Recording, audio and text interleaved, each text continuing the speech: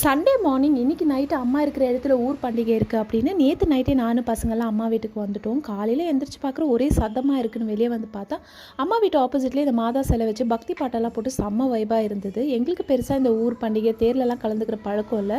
But ஆனால் அந்த பண்டிகை அன்றைக்கி நிறைய ஸ்டாலு கடைலாம் போடுவாங்க. அதை போய் வேடிக்கை பார்க்குறது ரொம்பவே பிடிக்கும். சரி இன்றைக்கி வந்து என்னெல்லாம் போட்டிருக்காங்க அப்படின்னு சும்மா போய் பார்த்துட்டு வரலான்னு கிளம்பணும். ஏன்னா நைட்டு வந்து போக முடியாது, செம்ம கூட்டமாக இருக்கும்.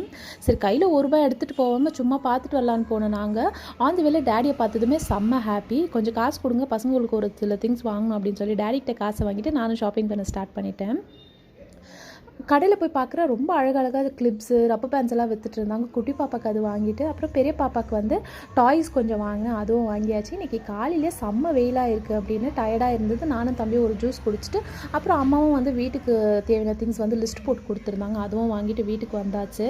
வாங்கிட்டு வந்த பொருளெல்லாம் எடுத்து வச்சுட்டு அதுக்கப்புறம் பாப்பாவுக்கு வாங்கின திங்ஸ் எடுத்து போய் கொடுத்தோன்னு பாப்பா செம்ம ஹாப்பி ஆகிட்டாங்க. நெக்ஸ்ட் வ்ளாகில் பார்க்கலாம்.